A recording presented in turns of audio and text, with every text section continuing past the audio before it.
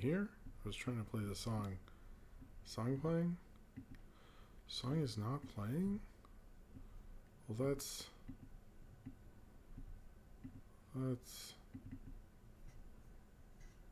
Okay.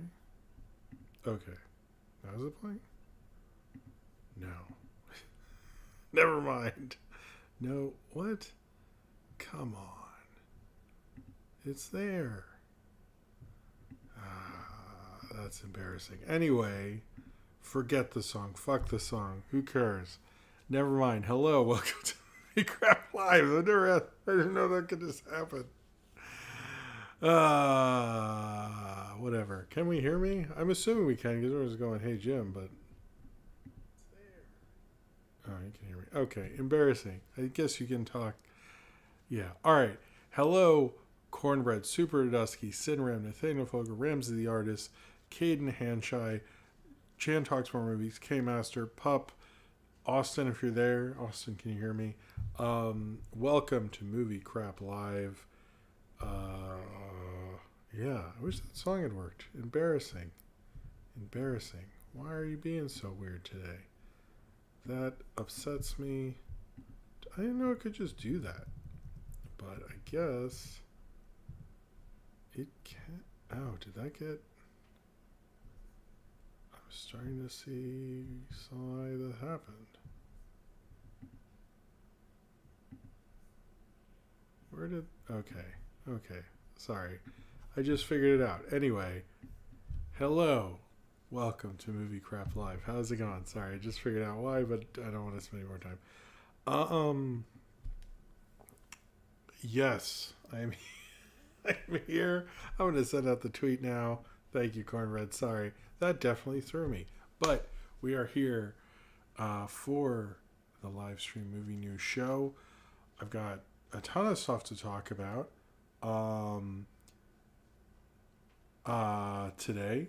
A lot of movie news and a ton of stuff. Maybe not everything. I don't know about that Everybody Hates Chris thing because I just didn't have enough time to really go into it, and I feel like there's a lot in here tonight. But either way, hello, Generous Lover and Jordan Slavlo. There is still a bunch of stuff, a bunch of stuff to talk about because of what happened in Comic-Con, which I expected to happen. But yeah, it's been kind of cool since last show. It was a little like just chilling this weekend, so I didn't get, and I thought I could get out 2 of those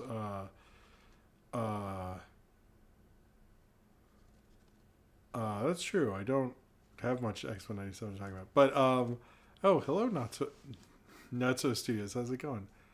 Yeah, I just put out the Ren and Stimpy thing, and I'm trying to do the Hugh Jackman, Ryan Reynolds things of we're almost in, and I regret doing them both at once. I don't think I'll ever do it again. But I'm like, hello, Nanbox 64. I'm regretting that. But yeah, I've just been chilling watching the Olympics, which I don't. My biggest question, or like Sophie's wanting to watch the Olympics, my wife is, and I'm sort of watching it with them. And what I don't get about the Olympics, and I haven't got for so long, is like we don't follow any of these sports like the time. Hello, hey Gary, we don't follow these sports like at all for like 4 years, and then the Olympics happen. Everyone's like, oh my god, I'm so into this. And I find that like very strange. Like, aren't they doing stuff like all year? Like, I just don't like. I don't know. To me, it's like that's the weirdest part. I'm like, so we all care about this for 2 weeks, and then we just like don't. I don't get it. Like, I just, I don't know. I just find that odd. But I'm also very much not a sports person because every time I watch it, I feel like people are, because I know facts about movies. People look at me like, oh, you know stuff, and I'm like, I do not. I barely know this person's name. And we're lucky about that. I just know so little about sports. Sorry. Oh, what is... No, the volume...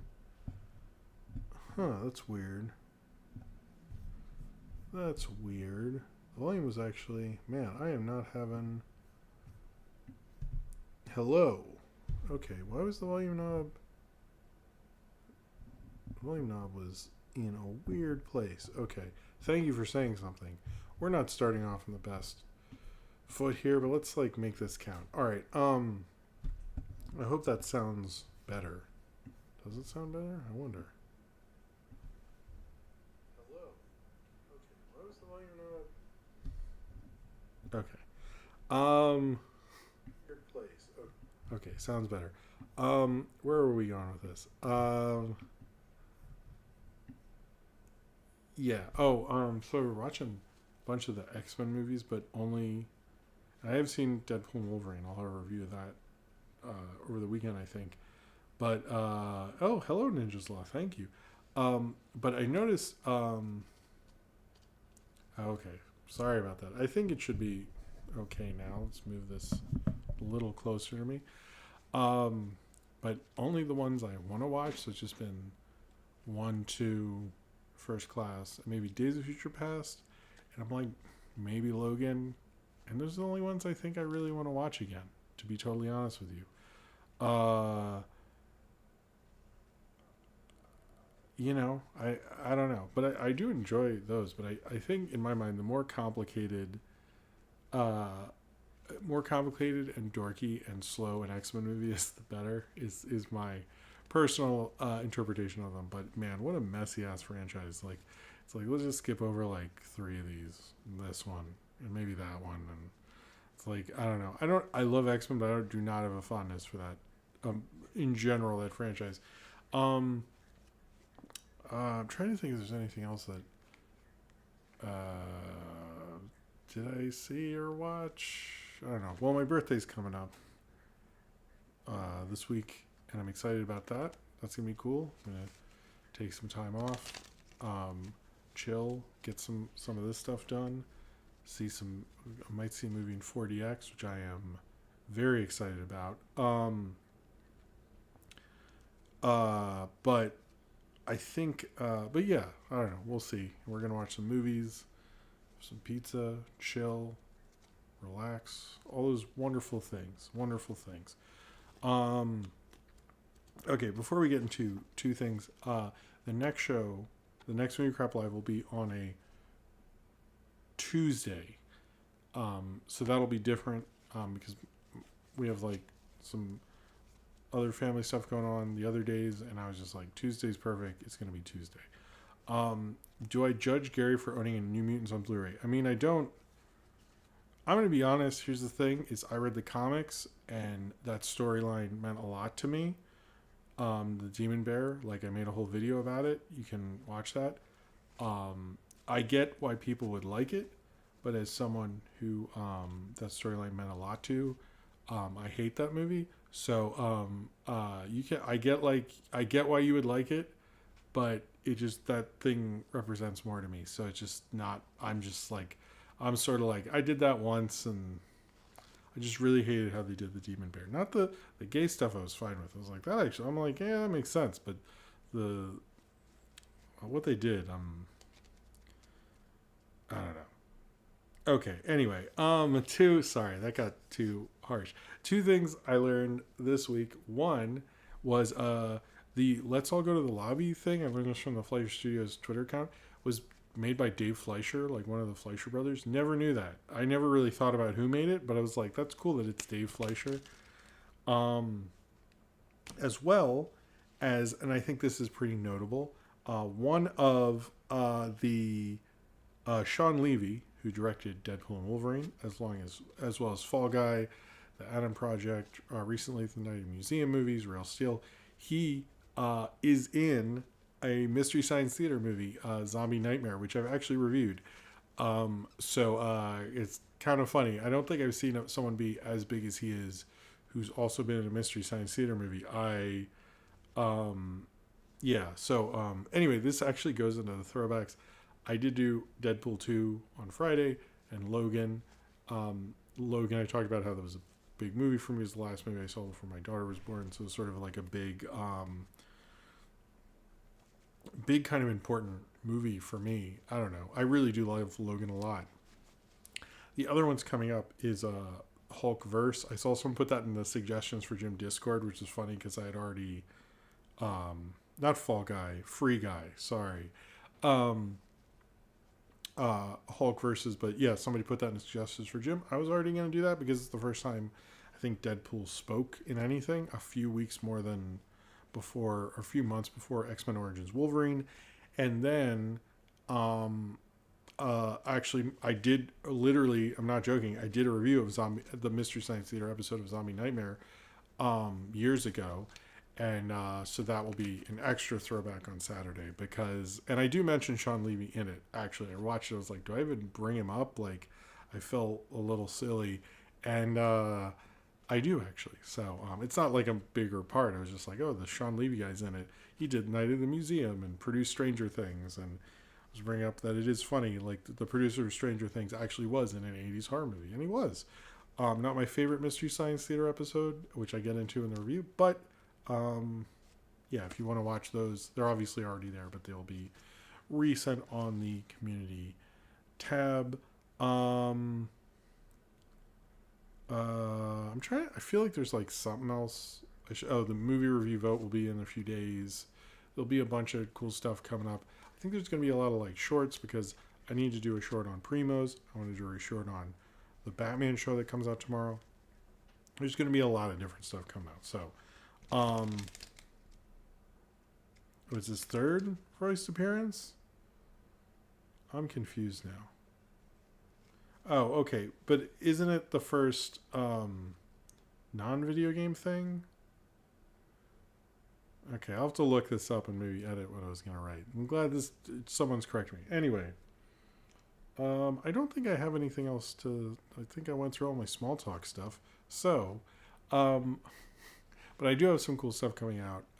We're going to Smiling Friends Season 2 review, Deadpool Wolverine, a lot of shorts, movie review vote. It'll be cool. You'll love it. Anyway, let's just do the Patreon thing and let's get the show fucking going. All right. Sorry, Gary, to be serious about New Mutants. I don't mean... I get the 90s syndicated thing. I think I saw the TV Glow for that. To me, is the superior version. Have you seen that? Have we talked about that? Anyway, okay. Sorry. This and everything I do is supported by you, the fans, either through super chats during the show, when I drink an energy drink, which has been revealed, but I don't want to show it until someone does a super chat, and I will drink it and it will give me more energy. I'm feeling a little sleepy, so be appreciated so I don't fall asleep during the stream. Maybe that should be my thing. That sounds like a terrible thing, though, if I just like fall asleep. But I can't pretend to fall asleep because I would fall asleep. Anyway, this and everything I do is supported by you, the fans, either through super chats during the show when I take a drink of this energy drink right here, which you may or may not know what it is, or through my Patreon, which has all sorts of cool stuff like exclusive videos. My commentary series, I have a new video exclusive series, which is hard to explain, but it is exclusive and you get stuff really early, and I can't go more into that. When the tier list video is for 2011 is done, it'll come out 24 hours before, as well as other bigger videos as well. And all sorts of cool stuff. You get more power in the movie review vote, you get postcards, and it helps me be able to do this show, pay bills, put up stickers, put up flyers. If you like this channel and you want it to succeed and you're financially able to do so, both the super chats and the Patreon are great ways to do that. And I thank you very much if you're financially able to do so. If not, liking this video helps, subscribing, and you can also know when all the videos come out. But if you're just here and you just watch occasionally, and I've never seen your comment, you've been watching all this time, thank you for doing so. I really appreciate it. Also, I'm going to just take a drink of water. Sorry.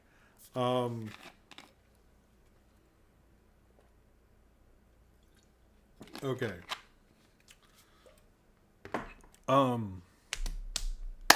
Where were we? Also, there is my Discord. It has an amazing community run by Austin and Zane Powers, and it has all sorts of cool stuff, like the Ask Jim channel where you can ask me questions, the suggestions where you can suggest things for me, You can there's movie discussions, game discussions, artist shoutouts, the licensed playing card channel, which I might have something new for because these cards are getting beat up. All sorts of cool stuff. I ask questions like, what are we going to talk about on what should I talk about in movie crap tonight? Helps me figure out the show a little bit. All sorts of cool interactivity, and it's right there in the link below. If you like the people on the chat and you're like, I would love to hang out with them, but I can never be here during a live show, guess what? It's open every day. There's usually a daily question. All sorts of cool stuff like that.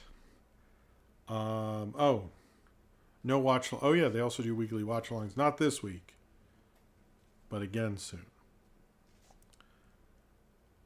Okay, I'm going to get into it. If anyone would like to do a super chat, it would be appreciated. But first, before we get into all the Marvel stuff, and I will talk about that, a little of the other stuff, and then the big thing I think you're all waiting for. But I wanted to bring up this is Clone High was canceled again, I guess. The revival that had 2 seasons on Max, which is one more season than that on MTV, has been canceled. They're not going to continue with the show. I think the thing with this was announced during Comic-Con, is that I think it had a huge cult following, and people really loved that show, and really liked it. And I think everyone thought, we've seen your chat, Osala. I get it. Thank you. But I do think the buzz around it is not was not working for it, the 3rd season or the 2nd season, depending on how we're counting it, and that kind of didn't work against it. Also, like, I do think streaming releases can hurt themselves tremendously, and we saw that with like Carol versus the End of the World, or And the End of the World, the Carol and the End of the World, whichever. I think she hello Medela Butterfly. I think like that's a show that had a time where it could not have to compete with like reviews and stuff of 20 different shows, could have expanded itself. And I do think that stuff hey dude, Zodberg watching, that's funny. I do think that matters, especially these shows, and especially to Clone High. And without that, I think it, the first one there was so much love and momentum, and it felt like the next one there wasn't as much. And I don't even think I finished the 3rd season. Like, my wife wasn't into it, and other people I knew were like, oh, I don't know, it was fun before, but it just didn't seem to have I don't know, it didn't seem to push as much, even though it had like Iowa Debris was part of the cast. It had, you got a really good a lot of really good people in it, and had a lot of good creative team, but it didn't seem like it was going to break out any more than it was, which stinks because it was a good show. I also think Max's weird thing of like, I don't think it was part of the Adult Swim thing. Had it been, I think it would have helped it even aired on Adult Swim, but it didn't do that. It was a Max only thing, and it felt like when they signed these deals, their strategies weren't aligned the right ways. And had this been maybe included in Adult Swim, it might have had a better chance or something like that. But we didn't get that with it, did we? We didn't get that at all. So we got, this weird thing. And I felt like the same way with like, wasn't Scavenger's Reign wasn't technically Adult Swim. It was like a Max cartoon. It's like, why are you... I don't understand why Max does that stuff. It feels like they like make subcategories on subcategories where they really shouldn't. There seems very obvious ways they could simplify and help their shows and properties. And in this case of Clone High, it like didn't really work out. So I wish it had. I would have liked to have tried to have caught up at some point, but I do think like had the last season released at a better time, and maybe they spread things out and gave it more time to shine, maybe we'll be hearing more about these animated shows. But I also think, and almost everyone credits the fact that it was signed before Max was always doing, and the Adult Swim thing, which I sort of think is what happened. So, all right. Marvel shit. Let's get into the Marvel shit. And we're going to... Sorry. Marvel stuff. Marvel stuff. I don't want to have to fight with YouTube if this is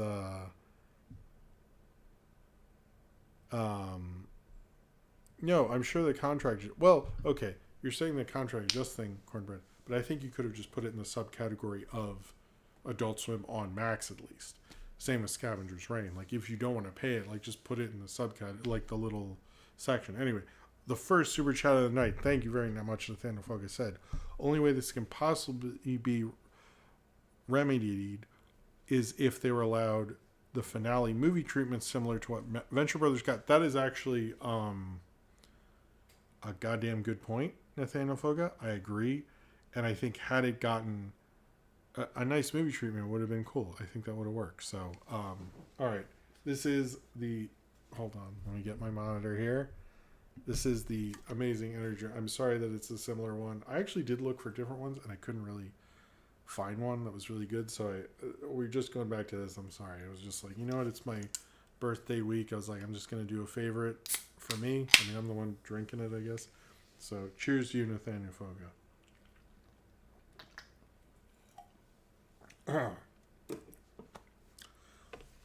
I do like Swedish fish. All right. I'm sorry I'm talking about the other things, but I feel like the Robert Downey Jr. thing will overpower stuff. So, what we learned about Captain America, we didn't learn anything about Thunderbirds. Or Thunderbolts. You know what? What I said is not incorrect. We learned nothing about Thunderbirds. Thunderbird's presence at Comic-Con was disgraceful. I know someone's going to be in the chat or comment like, actually, Thunderbirds had an amazing panel, and you are so wrong. Thunderbirds is coming back. It's going to be on MeTV Tunes at 4:30 in the morning. It is the fandom is rising. You should check out the Facebook group. No, Thunderbolts had a cute thing with David Harbour, but nothing more than that. We did learn that Captain America, is it New World Order or Brave New World or Captain America is Falcon or whatever. Anyway, we learned that Giancarlo Esposito's character is part of the Serpent Society, which everyone Thunderbirds which you might remember Captain America before they revealed it was Civil War as a joke. They were saying it was called Captain America Serpent Society, but then they changed it towards the end of a presentation. So that's kind of interesting. But that was interesting. We also learned, well, first off, we saw Harrison Ford actually seeming liking to be at Comic-Con, which is interesting because, like, why was he so bummed to be there for Cowboys and Aliens, the biggest hit of 2011? It is hard to explain to people when I joke about Cowboys and Aliens. It was like, for people who were there and into movie news, they will laugh about, like, there was so much hype about the movie, and now it feels like a joke. They're like, why did you think that was going to be the biggest movie ever? And it's, like, hard to explain. It was like, no, but Ron Howard was producing, and Steven Spielberg was producing, and Jon Favreau was involved, and Daniel Craig, and Harrison Ford. Anyway. But he looked like he actually wanted to be there. He did the Hulk thing. I think, was it Austin who said in the Discord, Austin, for someone who's not here, he's got a lot of shout outs. I should not, unless he's still playing Mario Kart or something. Harrison Ford does, like, turn into a Wolfman in Anchorman 2, which is kind of funny. But it did feel like he was sort of having fun until people asked him a nerdy question. However, I do find it interesting. Harrison Ford is continuing doing Comic-Con panels because, do you know, the first movie, to my understanding, the first movie to do a presentation at Comic-Con was the original Star Wars. And it was, Harrison Ford didn't show up. It was like one of the producers with a slideshow. And a bunch of people brought their chairs around and stuff. I've heard from people who are, like, into nerd stuff and cons that it was like, oh, there's a space opera coming out. This is going to be cool. And like they were like, oh, a new sci-fi movie. I'm going to see this. And they were, like, interested. And that interest, part of it came from that San Diego Comic-Con. So I do actually like when Harrison Ford shows up, because it's like a through line from this would be the 1976 San Diego Comic-Con to the one presently. So I thought that's cool. They also admit that the Eternals, you know how there's always, like, that guy Joe Russo who's not Joe Russo but is Joe Russo. That makes sense. it always brings up like so many movies, and we don't talk about the guy coming out of the earth and stuff. And apparently, this movie will bring that up. And supposedly, off of that eternal planet guy is where adamantium comes off of. But no one's sure. Like, well, how would you cut adamantium? And people are like not sure. That seems extra confusing. But supposedly, they will acknowledge the Captain America movie. Will acknowledge the eternal thing, and will have something to do with adamantium and all that stuff. I'm actually a little, I don't know. The more I've had to watch that trailer in theaters, and obviously when I said it's all Deadpool and Wolverine, and the more I've seen it, the more I'm like, okay, I'm sort of into this. I am still like, I sort of think Bucky should still be there. That's the only thing. Anyway, we also learn that Fantastic Four is going to be called Fantastic Four First Steps. Some people have suggested that this is going to be like how the Spider-Man movies have Homecoming and Far From Home and No Way Home and Home Alone and all those things. Spider-Man Homewrecker, all the titles. But the subtitle is First Steps to show something like that.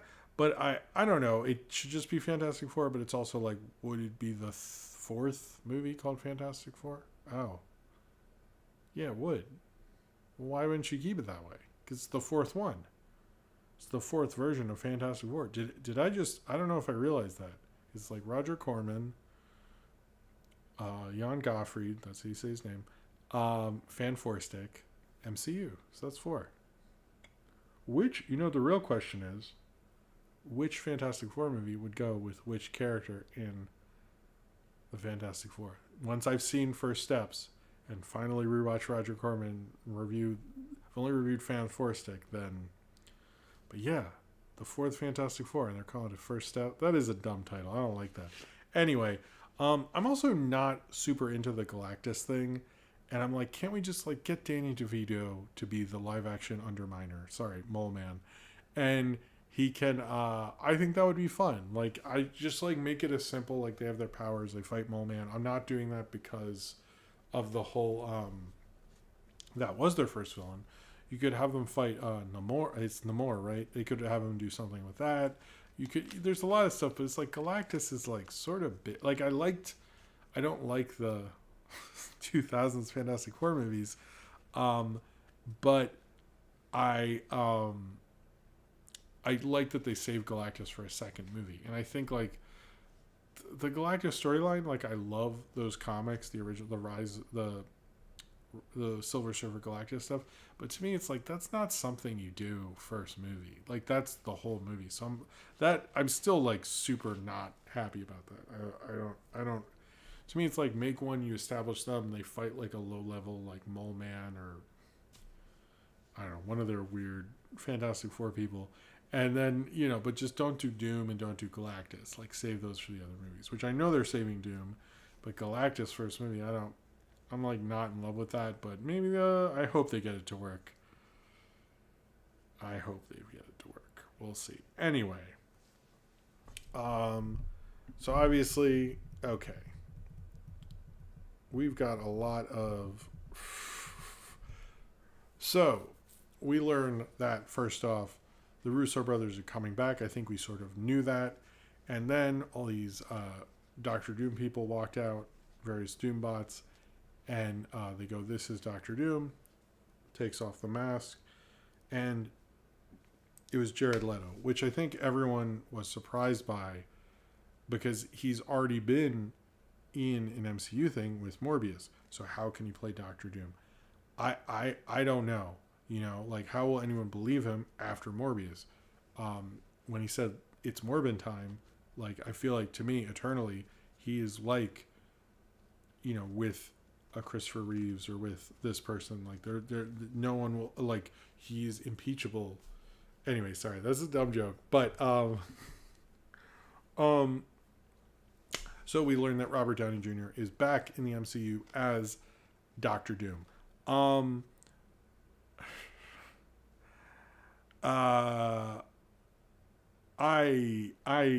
Okay, I like Robert Downey Jr. a lot as an actor. I have not loved his decisions since he became Iron Man. Other than Iron Man, he's great as Iron Man. I have no real problem with him as Iron Man. I've always thought he's done a good performance, pretty much. But he doesn't really do anything else, and when he does, he makes like the fucking Judge. It's like he has all the power in Hollywood humanly possible, and what does he do with this? He does like a bunch of bullshit, and it's just like upsetting to me ultimately. And it seemed like, okay, well, he's finally gonna do stuff that we want, like we've been waiting for him to do more interesting material and stuff. And he wins his Oscar. He's in the Sympathizer, which I didn't finish, but he just didn't. And he's doing a play and stuff, but now he's back as Doctor Doom. My other thing with the Doom thing is like, I'm sure he'll do a good job as Doctor Doom. Like, I don't think he's a great actor. I wish he challenged himself more. I wish he'd do more leading roles that weren't bullshit movies like the Sherlock Holmes or Dolittle or whatever. But like, Doctor Doom is a character who shows up kind of frequently in the Marvel universe, and in my mind, it's like Loki's gone. I think we need a new big villain, and Doctor Doom is like perfect for that. And like, you have him come back, and like, that's the one thing that MCU's been missing this whole time is like Doctor Doom, and you need him to show up in a bunch of stuff. And with Robert Downey Jr. and the massive payday that's been reported, I don't see him being like the villain in Fantastic Four 2 or like something like that. And I sort of think he's just Doctor Doom in these two big Avengers movies, which is Avengers Doomsday and Avengers Secret Wars. I sort of think someone else will be the main Doctor Doom, and he'll just be it for a little bit. Austin's here. Hello. Gotta go to bed. Wanted to give some money. Also got credit for that Harrison Ford joke. You did. You know what's funny? I almost didn't do it. But I was like, you know what? Cheers to you, Austin. Have a good night. Appreciate the super chat there.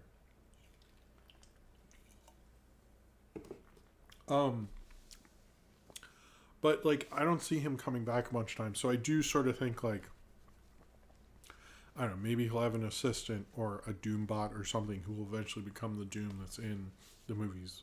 Post that, I do sort of think the Secret Wars thing will end, like that'll be the end of, finally the end of Hugh Jackman, the end of Deadpool, probably the end of Thor and all that stuff.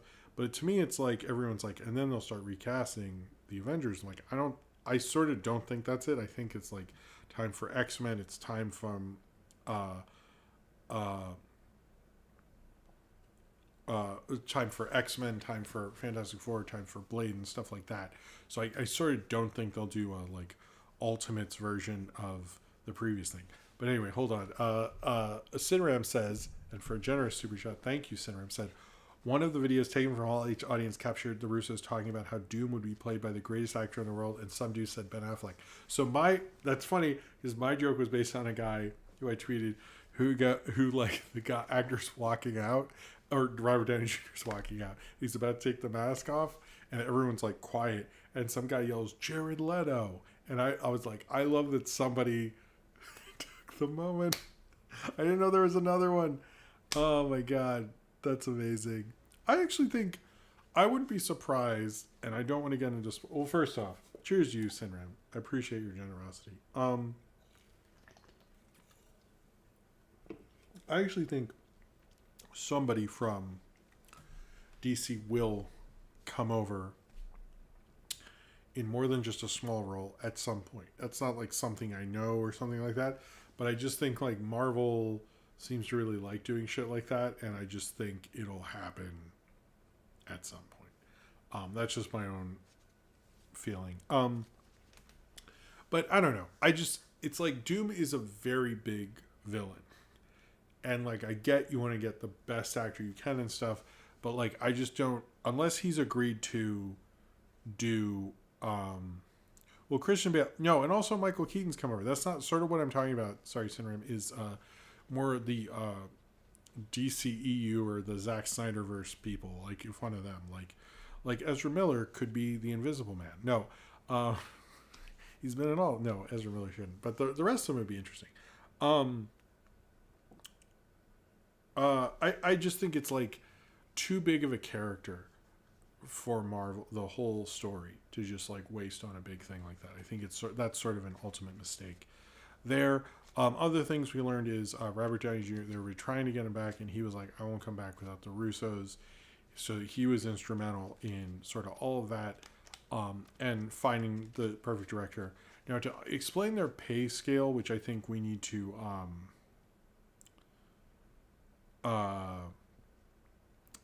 so what happens with this is if you ever hear of an actor getting an insane payday and they talk about 2 movies, their agents or whatever loves to play that's a good joke. So, their agents or whatever like to be like, they make this amount of money, and it's like, who makes that for one movie? And it's not one movie, it's 2 movies. Legally, because of a court case a long time ago, if you shoot 2 movies back to back and like pretty much act like it's one shoot, you have to pay them for both movies. So sometimes it's like I know for the Twilight movies, for example, like Robert Pattinson, Taylor Lautner, and Kristen Stewart, I think got $30 million for both the Breaking Dawns. But what they really did is they got $15 million per movie, which is sort of like standard for a big movie like that. That's not I'm saying like I don't have $15 million. I'm not trying to justify them being extra rich and stuff, but like to explain a little better, although Robert Downey Jr.'s pay is insane, because when people say he's going to make 80 million, well, or more than 80 million, to a lot of people are saying he's making about 50 per movie, which is insane. But he's also Oscar-winning Robert Downey Jr., who used to be Iron Man.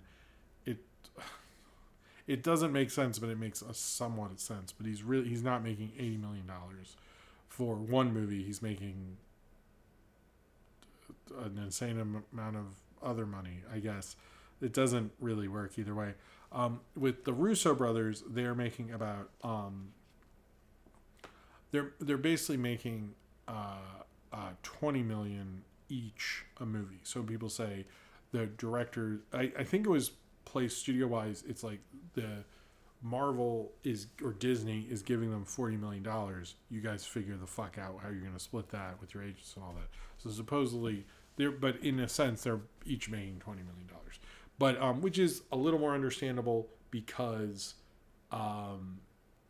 they had $3 billion movies, and we talk about the Gray Man so much. I mean, how can you not give them, just roll up the Brinks truck for that?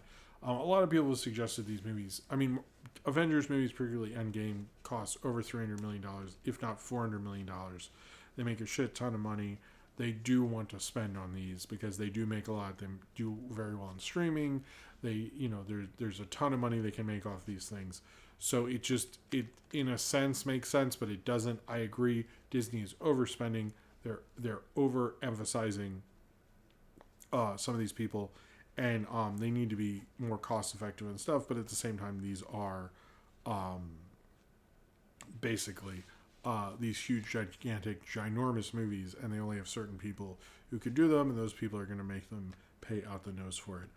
I also think part of the thing with Robert Downey Jr. is like he wasn't like new to the industry. Like he's obviously very connected before Iron Man, and so for someone that's very connected and knows who all the big agents are and knows all that, and then they hit it big, that's like probably the most dangerous thing for Hollywood, to be totally honest with you. Like it really actually is, because they know who to talk to, who to negotiate with. Like they know all the ins and outs. Like he figured out all the other Avengers deals and stuff. So like I'm sure Disney that's why also they go for younger people, because they can like fuck around with their deals a little bit more. But as people get older and they maintain their movie star status, the pay goes up, and I think that's sort of what happened. And I mean, I don't know. I don't know if anyone deserves that amount of money. It's not as much as like evil Wall Street people, but we'll see. Well, the thing is, like, each of them made like 1.5 or something, and then we're not even talking about all the merch that those things sell, all the the licensing deals and stuff like that. So I think I don't personally agree with it. We also learned the two screenwriters for a lot of the big Marvel stuff, particularly the Russos, were these guys, Marcus and McFeely. McFeely is coming back to be a screenwriter for the two Avengers movies. Um, so that's good, actually. I feel positive that these will be solid movies. I'm not hyped about the Doctor Doom thing. I hope they have someone who can be Doctor Doom post Robert Downey Jr. Maybe he signed a deal that's like, what if we get, oh, hey, William Elman, what if, I'll do 5 MCU movies and I'll get 40 or 50 million on, but he also is getting a back, like, Robert Downey Jr. is going to make gross amounts of money for this, for these two movies. But supposedly this first appearance will be at the end of Fantastic Four. I don't know. I wasn't like overjoyed. To me, it's like I wanted somebody who I knew would be in 20 movies instead of someone who's going to be in 2 movies. People are already going, they should open Avengers Doomsday with the first song from Operation Doomsday, the MF Doom album. I do hope, there is more MF Doom, because one thing about Iron Man, where's Ghostface Killer? Like, he's in like one section, his cameo was cut. It's like, I hope they use it more than they did before and stuff like that. There is a lot of suggestion because Secret Wars is going to have variants, and it's going to be the multiverse thing, whether they're going to have him come back and be Tony Stark as well as Doom, which makes the 50 million make a little more sense. But at the same time, a lot of people have suggested that this is when they'll get Tom Cruise to be Iron Man. This is when they'll get James Marsden and Famke Janssen and Halle Berry to come back. This is when we'll get, everybody. I don't know if that's true or not. Part of me thinks like there's limits to budgets at certain points. So we'll see what the deal is. But I would be interested. I wouldn't mind Tom Cruise being Iron Man in 2 Avengers movies. I think it would be good for him, because he needs to be a supporting guy for once, So anyway, I think that is all I can say about it, other than, I don't know. Was it exciting? It's like, it just feels like you're like, it didn't feel like a home run. It just felt like something business-wise that makes sense. Creatively, there's a lot of questions. And not good questions. Like, but isn't Doom? I thought we were going to see a lot of Doom. Like, I don't get that feeling from this. That's my problem. Like, I wanted him to be the new Loki. You see him in a ton of stuff. Like, he would mess with everybody. And now it's like, I guess he is, but just in one movie. It's like, you want him to keep coming back and stuff like that. So, I don't know. That's my biggest thing. Is like, Doom is a really cool character. Don't just like have him be the big bad in 2 movies and stuff. I wouldn't mind if it was the Beyonder and you put a perm on John Hamm or something. What's wrong with that? He's just an 80s guy. I think that would be fun. Who the fuck cares? At least it's not. I think Sean Levy, I'm glad that didn't work out after seeing Deadpool and Wolverine. All right, so before we move on to other stuff, the Oscar host. No one's sure who's going to host the Oscars, which is earlier than usual. We have these discussions, but we are, I guess. Jimmy Kimmel turned it down. Thank you. Thank you. Oh my gosh. I could not sit through another one of those fucking things with him. It's just, I am so grateful. We do not, oh my God. And I don't hate him that much, but like, he really just, no more. I'm so glad. However, the more disappointing one is that John Mulaney turned it down as well, who after his little thing at the last Oscars, I think would have been great. So we don't know who's going to host it. Again, I will say this every time, the Muppets. Get the Muppets to host the Oscars. You could literally have them do it every year. It could just be the Muppet Show. You could have it behind the... I will say, the one thing that I do on... I think it's 4. Is it 3? I don't know. Who the fuck cares? However many times, it's too many times with Jimmy Kimmel. But I anytime I'm like, what do I watch? I'm like, oh, The Muppet Show on Disney Plus, and I'll just pick an episode, and they're all good. They're all good. Just do like The Muppet Show, but like the Oscars is going on. Like, none of their crap like is good, and you could have like funny cutaways. Like, now we're going to do, a clip montage to like, the most boring crap imaginable, and then have like Gonzo and Miss Piggy doing a bit behind this. Like, come on. Like, I don't know. Like, to me, it's like, I'm also like, I think Hugh Jackman would be good again. Obviously, you need to get Dan Harmon to write him also, but or even like, I don't know. I think like the thing is oh well, it should be the Muppets. Muppets is always number one. I I don't love Kevin Hart, but I think like the that whole thing with him fell apart so quickly. I feel like that was like the natural progression of him. But I also think I don't know. Billy Crystal would be fun with Lee Almond. I agree with that. I don't know who. I to me honestly, I would get Seth Meyers or Conan, and then maybe Colbert. But I would start with because Seth Meyers, I think is sort of undervalued, but I think he's very good at discovering new talent and emphasizing that talent. And I think it'd be cool because he's very smart at doing bits and stuff like that. And he's sort of like the one late night person people aren't talking about. But I would probably go Seth Meyers, Conan, Amber Ruffin. I know she's not kind of big enough for those people, but I would have said her. Yeah, but Muppets. Just get the Muppets. Like, come on. It's also like, who. Why are we getting big name people? Like, nobody. The Seth MacFarlane thing, I sort of get because Family Guy does so well.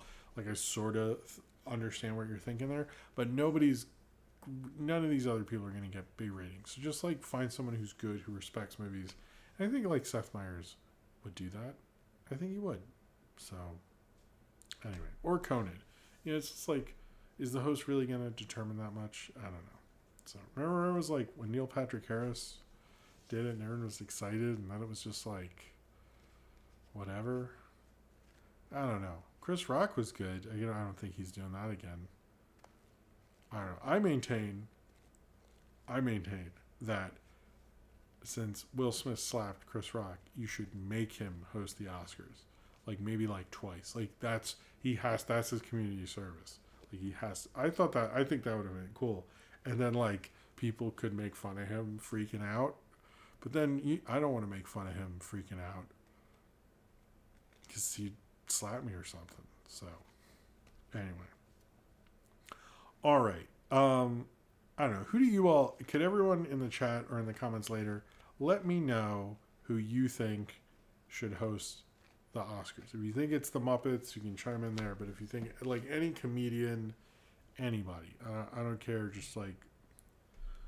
I can't think of who would, but I'm just curious. All right. Jellystone is coming back. For another season, and we learned they're going to do Jellystone, Crisis, it's Jellystone versus Cartoon Network, Crisis on Infinite Mirths. A lot of Chevy Chase. What's going on? This is going to be the Hanna-Barbera characters that are in Jellystone versus the classic Cartoon Network characters. I actually have a list because on the poster it's like Dexter and Dee Dee and Powerpuff Girls and Bill and Mandy and Grimm. But here is the list from comicbook.com. Oh, hey there. Here's how I decked out my dorm with What? Amazon for less. Shut up. Nobody want. Who the fuck is that? What? You decked out your dorm? It's July, bro. What are you doing in your dorm? Fucking loser. All right. Oh, Bill Hader. Okay, William Ellman. Bill Hader would be great. All right. Anyway, so we have Powerpuff Girls, Dexter's Lab, Groove vs. Bill Manny, Evil Con Carne. What? That's surprising. Ed, and Eddie.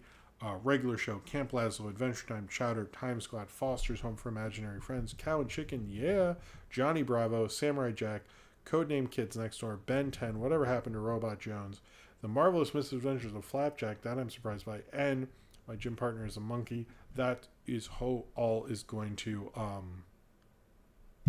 show up in this. Jellystone, I think, is actually underrated. That's another one where, much like the Muppet Show, I'll forget about it, and then I'll end up watching like 20 of them, and I'm like, man, this is a fun show. I don't know. It's really good at doing... I actually think I've been watching some older Hanna-Barbera, like where they team up, and I think it's better doing the team-ups than the 80s stuff, to be perfectly honest. Like, it actually is much better. I'm excited for this crossover. It's going to have everybody from CN together. It sounds really cool. They're usually good at using all the characters, too, so I'm curious about that. I'm fine with them using all the obscure Hanna-Barbera things. I know one of them said they really like doing the thing with the Jetsons. I don't know if the Jetsons. I don't know. We watch the Jetsons more and more because of Me TV Tunes, and I'm like, the '60s Jetsons. I think the '60s Jetson is really not great. Same with the Flintstones. Anyway, Me TV Tunes has an hour of Flintstones. I wish they'd like cut that out. Hour of Scooby Doo. Like no more Scooby Doo's. Old Scooby Doo's better than old Flintstones. It's the hill I'm gonna die on there. Before I get into the box office, let's go over people's suggestions here. Chevrolet Chestifier. I don't know if that's a real person or you're fucking with me. Not plausible, so I'm just gonna go with it. Okay, so Super Dusky said Mr. Beast, despite the controversy thing, which is like all the things like he faked his videos through editing. I was like, bro, did you not? Do people not know this? Did you think the CGI fire was real fire? Did you think, like, I don't know. I'm just like, yeah, I mean, I don't know. Some of them were like, he had people in the Squid Games thing because of COVID. Like, some of them just like, I mean, yeah, that's what productions do sometimes. Like, it wasn't, I don't know, didn't really shock me, but the whole thing with gambling and the candy bars, that I'm a little surprised by, but he always came off as like maybe a little creepier. Donald Glover, I think, Donald Glover and Chevy Chase, I don't know, but Donald Glover would be fun. I love Adam Conover. I think he would do a great job. Whoopi Goldberg has hosted, but I believe in that. Lonely Island would be fun. I don't know. We'll see who, I don't know, but I didn't watch all of the, hello Rocket Lomax, by the way. I just watched someone summarize the Mr. Beast. Mr. Beast is not something, I like watched it for a bit when like the hype was really big with the, Squid Games thing, but I'm just not a fan necessarily. So I did notice no KKO and no Steven Universe. So not sure what that's about, but I agree that's bullshit. All right. So I want to preface before you go out of the box. I was just going to talk about fucking stupid ass Deadpool. I get that, but this is actually a little more interesting than that, and it's not as much of a bloodbath as I said it could possibly be last time I talked about this. So I want to emphasize that there's more interesting things going on here, and yes, I will talk about the theater thing. So Deadpool and Wolverine opened to $211 million. I believe it's the sixth? Is it the biggest one of the biggest openings of all time? A 200 plus opening is pretty insane, to be perfectly honest with you. Is it like where's the anyway, it's pretty wild that it got to $211 million. I don't think the last one made that. Was it? Oh, okay. Opening weekends. Where are we? We're at number 6, right under Force Awakens and Last Jedi, under No Way Home, which made 260. Did Endgame really make 357 opening weekend? Jesus. How did I... Fuck, that's a lot of money. And it made more than actually Jurassic World made in its opening weekend, which is insane, and more than the first Avengers and Black Panther. It would be the of the MCU movies that are not actual Avengers films, the only one that's made more than it in its opening weekend is Spider-Man No Way Home. It made, yeah, wow, that is insane that it's only like 9 million away from The Last Jedi, which is great. Avengers Endgame really made 300. Damn it. That is insane. So this is just domestically, obviously. It's already up to 261 because it's making a ton of money. I actually saw it on Sunday night and it was like packed. It was like a Friday night there. It was insane. To also bring up the per screen average, it is number 1 in per screen average, which is typical for a number 1 movie, but not to this degree. It made about $50,000. That's the per screen average. The next are smaller releases, like things like DD, Sing Sing, the Seven Samurai re-release, things like that, and none of them come anywhere close to Deadpool and Wolverine. So there was some. Sorry, I'm gonna get some water there. There's some discussion about this, and I want to actually go into it for real and not just give a fuck this big movie thing, because I don't think that's very helpful. And I don't think that's the actuality of what's going on. So let me explain this. Obviously, people are upset that Deadpool and Wolverine, I believe it is on this, it says it has 4,000 theaters, 4,210 theaters, and the top, I'd say 5, each of them, like Twisters, is at 4,000 theaters. Despicable Me 4 is at 3,000 theaters. Inside Out 2 is at 3,000 theaters. Long Legs is at 2,000 theaters. That is an insane amount of theaters for the top 5 movies. Almost an unhealthy amount of theaters, to be totally honest with you. So, a lot of people have brought up that Disney is controlling an insane amount of theaters with Deadpool and Wolverine, and Inside Out 2 would put them at over 7,000 screens or theaters or whatever.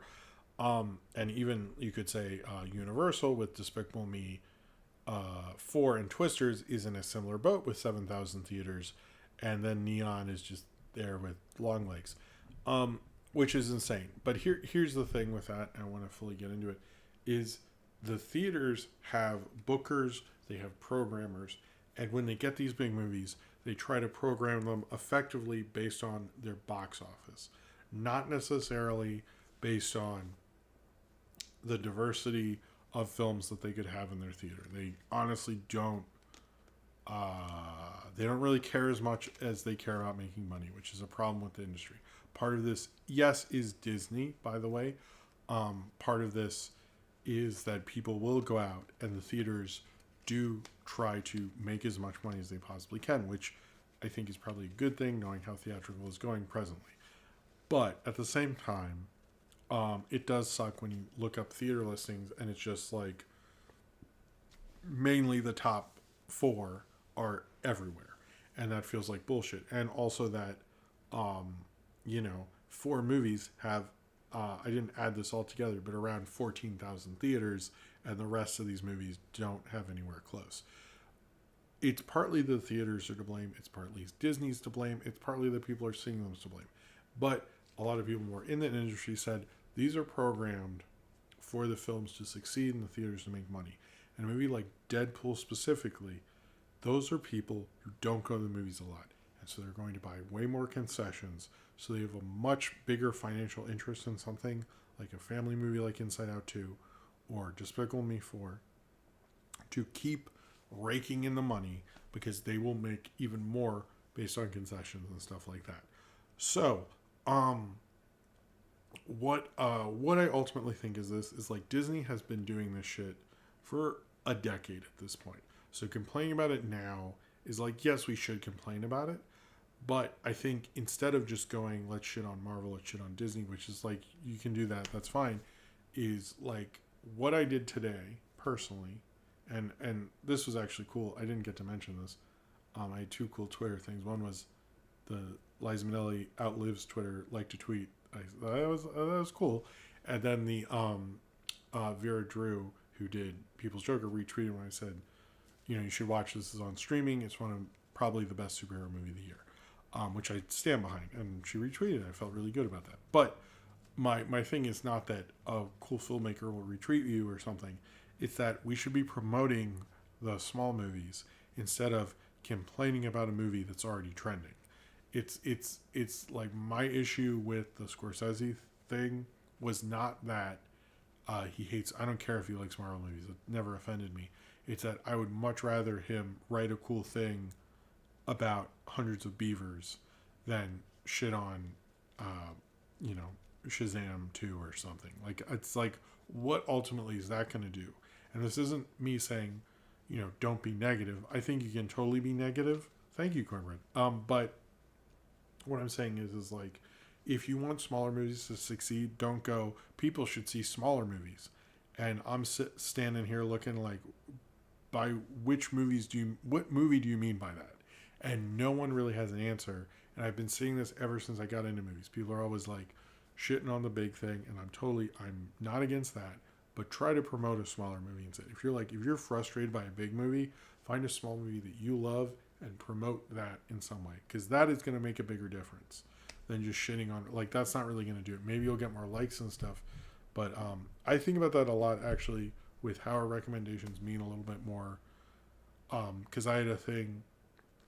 This is not the toot my own corner, but it actually like signaled something to me. So anyway, when I did Muppets Take Manhattan, wait, a Deadpool Tim Horton ad? What? Oh my God. There's almost a Tim Horton that's going to be near where I work, and I'm very excited about that. It hasn't opened yet. I'm very excited, but I posed a throwback for Muppets Take Manhattan, and somebody, I forget who, wrote a comment and wrote this like thing about how they'd never seen this movie, and now because of that they're seeing it and stuff like that.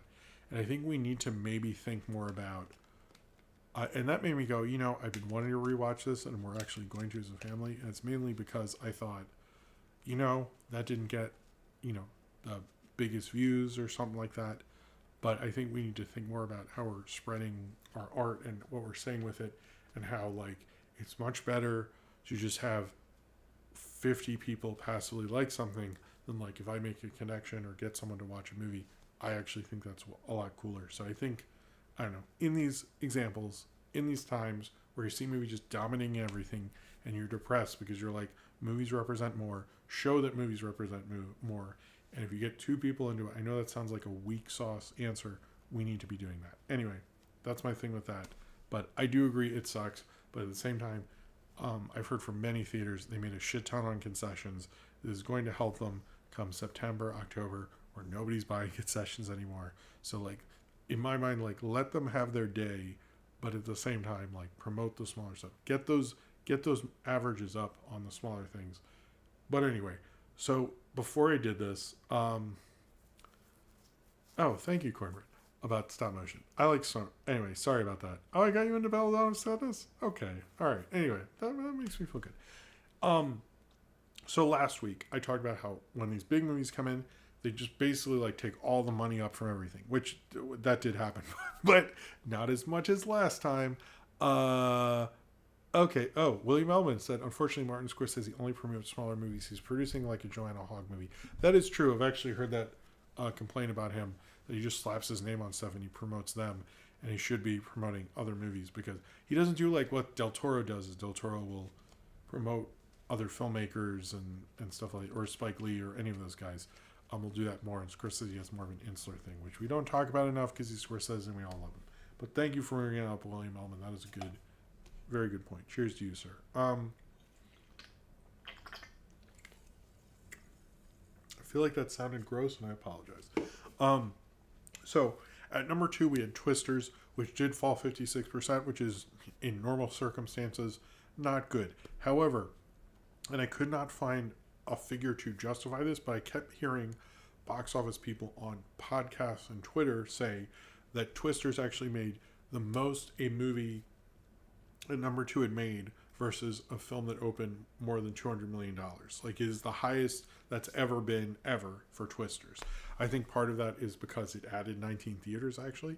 Also because people are wanting to see it in 4DX, like I'm going to, and bigger format theaters, which ups the box office and things like that.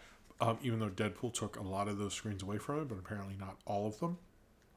I think that actually helped Twisters. So Twisters actually had a much, like, you could look at that and go, oh, fucking Twisters flopped second weekend. It actually didn't. If you look at the competition, it did fairly well. And I keep seeing that, and I couldn't find, because it said 15 million was the most a number 2 movie had made versus a $200 million movie. And before the show, I was actually frantically trying to find where is this number coming from? And I couldn't find it and find out what it was. I might look later because it was sort of bugging me. I don't like to be that, like, I don't know. I like to have a source, but it still is really good. And if the 15 million thing is true, whatever that movie is that made under a $200 million movie, Despicable Me 4 also made 14.5 million, which is really good. That the 2 and 3 movies made that much is very good. It shows people we're still seeing a variety of films, even though, they. I don't think all these movies add up to 211 million. So yes, more people are seeing Deadpool and Wolverine, but people are still checking out other movies, which is incredible. Inside Out 2 is at 1.5 billion. I don't know if Deadpool and Wolverine will get there. I still maintain, I think that the top 3 movies this year will be animated. That's kind of my... where is Despicable Me 4 at internationally? Maybe I'm wrong about that. It's at 608. Yeah, Wolverine's going to... Okay, maybe Deadpool and Wolverine is going to beat that because it's already at 545 million. That's... Okay, never mind. I'm wrong about that. We keep seeing this thing with Dee Dee. I'm kind of curious about that one. I don't know much about it, but I keep hearing about it, so maybe I'll try to see that. Long Legs is still holding. It's the highest grossing neon film of all time, with 58 million, doing really well. I would like to see it, but I don't think I will. King of the Planet of the Apes, despite losing things, is like increased 72%. It's at 170 million. So good for that. The Seven Samurai re-release, which is in 11 theaters, is still doing well. If you've never seen Seven Samurai and you're like, what should I see? It's really good. Guess what, bitch? It's that. Time Masters, which is going to be a future throwback, has gotten a re-release and is doing pretty well. It's the second film directed by the guy who did Forbidden Planet. It's really good. It's designed by Mobius, the famous illustrator. And I know you're wondering. You're like, Jim, please tell me, what is the bottom box office? With 283 million, which is better than where we're in only double digits. So its box office is doing great. It's it's called Nostalgia. Onstalghia. That feels like I should pronounce it. Anyway, it's about a Russian poet and his interpreter travel to Italy researching the life of an 18th century composer, and instead meet a ruminative madman who tells the poet how the world may be saved. Oh, that actually, I don't know. Maybe I'll watch the trailer of that. That doesn't sound bad. Usually they're kind of weird. What's this? The Convert? What's that? A lay preacher arrives. Man, all the films that make no money are like boring as crap. It's like they're like completely unmarketable for some reason. What's The Old Oak? That's number 3. The future of the last remaining pub, The Old Oak. And oh my god, what fucking movies are these? All right. I think that's box office there. And Inside Out 2 is actually going to Top Gun Maverick soon. So it is interesting though, as big as Barbie was. Planet of the Apes is going to be on Disney Plus on Friday, actually, on my birthday. As big as Barbie and Oppenheimer was, we're seeing films outgross them, like Deadpool and Wolverine probably will. Inside Out 2 already has. And yet I don't feel the cultural impact that those two had. So, which is interesting. Kind of shows you that box office is not the only metric in terms of cultural impact, but money is also nice. So I can agree with that. All right. Let's talk about the Adult Swim Comic-Con thing. See, I didn't forget. First off, they're really high on the Rick and Morty anime spinoff thing. They supposedly want to do more anime spinoffs, or at least more Rick and Morty anime spinoffs. They're very high on that. The 2 clips of new things, Invincible Fight Girl looked really fun and really cool. I'm excited for that. However, the thing that I'm actually more high on, the thing I saw the clip from, and I really want to say, like, this is going to be the next cool show, is Common Side Effects. It's executive produced by Mike Judge and Greg Daniels, and from one of the creators of Scavenger's Reign. It's basically this clip of this guy talking from a pharmaceutical company, and this, like, botanist guy shows up and is, like, arguing that they're taking out plants and they're not thinking about what they're doing to the environment and other plants. And then he leaves, and this woman follows him, and she shows him that he has like this miracle drug that can like basically cure anything. And it was really cool. It was really animated. It was weird. I I am very into this show, so I'm very excited. I might do a review of that full season or something. I'll do something for it because I'm very into the comments. It looked very promising and very odd and different. I was like, this is a cool idea. And even when they like introduce characters, they just have them like do this song thing, and it just felt very like anti everything in a way. I don't know, but it's very exciting. It's one of the producers is like a comedy writer, but the other one was one of the creators of Scavenger's Reign. And it's from that studio, so I'm down with Common Side Effects. I'm excited for that. I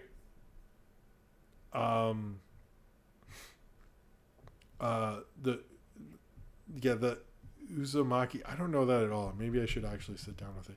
We also learned, and these are not only big things. I mean, I think we already knew Smiling Friends season 3 was happening. I think we already knew My Adventure Superman season 3 wasn't announced there, I believe. But we did learn that we will be getting more Supergirl next season. We're getting a Superboy who is like the one from the, I guess, Rise of the Superman thing. And we're going to get Cyborg Superman. And we also learned Jack Quaid said he's going to be doing more voices than just Superman, which everyone took as Bizarro. He did not say that specifically. I've actually not watched the last episode of My Adventure Superman with Sophie yet. I do want to do a review of season 2. I really like season 2. But I'm excited for season 3. It felt very positive. Those are the main things I could find on that. The Adult Swim stuff. If there's more that I missed, I apologize. But a lot of people are like, yeah, I know. I should watch this show. I'm sorry. A lot of people are like, when will My Adventure Superman season 3? I keep seeing that brought up. And I gotta say this about it. Is like, it comes out in July. The new Superman movie comes out in July. I kind of think that's the answer. Like, as soon as the season was ending, because my daughter asked me, when do you think the next one's coming out? I was like, I feel like it's going to be with the movie. Like, I don't think they're going to put it out in May and have it end right as the movie comes out. I feel like they're going to have it at the same time. That's just my personal, like, have it ride the wave of Superman hype, you know? Like, I feel like that'll probably be, I have nothing to back this up, but if you look at when did season 1 premiere, when does season 2 premiere, when's the movie coming out, I think that's an educated guess or an educated wish, as they say in Deadpool and Wolverine. But I digress. All right, let's get into the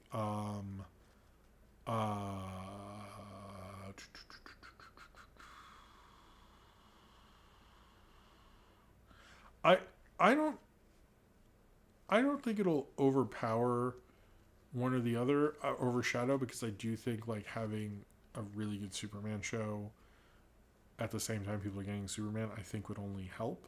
But I don't know. I don't know what their plan is. They haven't announced it. So we learned about, this is some DC stuff with the Matt Reeves Batman, whatever the fuck it is. We learned that they are doing the Penguin show. We got a trailer for the Penguin show that looked cool. But we also learned that his other Matt Reeves planned shows, which is Gotham PD and Arkham Asylum, which he was planning on doing, Max or Warner's or whomever decided to cancel because they wanted to focus more on marquee characters. Which it's like, I get it, but at the same time, it's like, if Matt Reeves was like, I have all these ideas for shows, like, I think it's kind of interesting the way superhero stuff works, because it works not how like TV works, because TV now with like those dumb Chicago Fire or Law and Order or whatever, they'll just use like a minor character and be like, I don't know, fucking spin-off, whatever, and like that audience will do it. But for some reason, like comic book people are not into that, and I don't fully understand that one. I feel like comic book stuff now always has to make a ton of money, and they can't let anything build. And you know, it would have been cool at Gotham PD or an Arkham Asylum show, but we also got the trailer for Creature Commandos. I think this was really cool. We get the Bride of Frankenstein, and then they don't say Frankenstein's monster, so I was absolutely offended. But it's kind of like cool monster squad fighting crime, with we get the voice of Rick Flag and Viola Davis. Supposedly, what James Gunn said is if you're a voice in one of these shows, you were also playing the character in the live action thing, which I think is really cool. I'm curious how this will be in live action in any way. But I was excited for it. It looked like a lot of fun. I kind of always, this is more like the weird James Gunn shit than Superman. Like, this is what I'd expect him to do is Creature Commandos, but it looks fun. I'm down for this. It looks like a more weirder Suicide Squad, to be honest with you. It does give off Suicide Squad quite harshly, which is funny because in the probably 7 months, whenever, I forget when Thunderbolts comes out, but it's like, are we seriously going to get like Creature Commandos and Thunderbolts?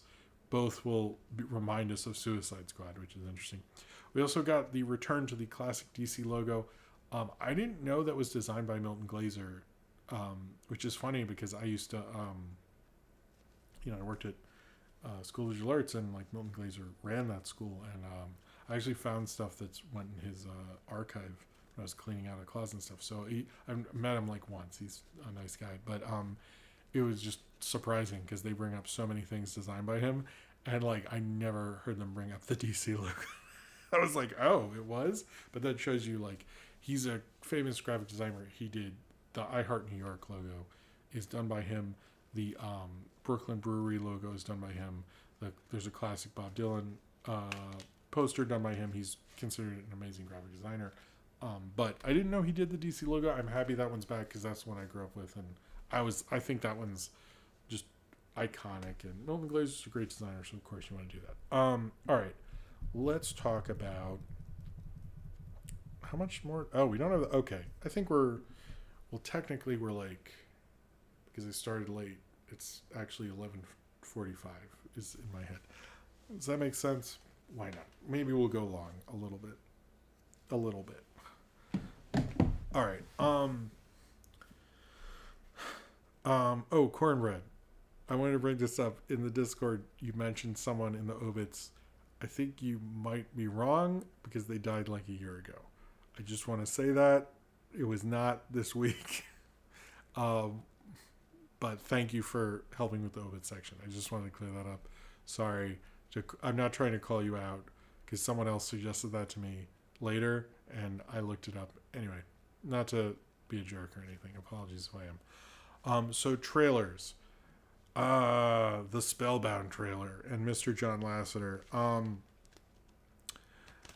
Wow, this looks like super bad. And I did find it interesting because you were either a Lasseter sucks person or why don't they market this more as a musical?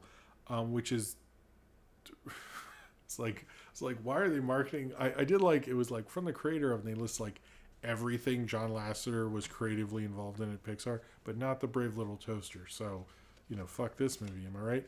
But it just looked fine. Just like the parents turning into monsters. It very much felt like Brave.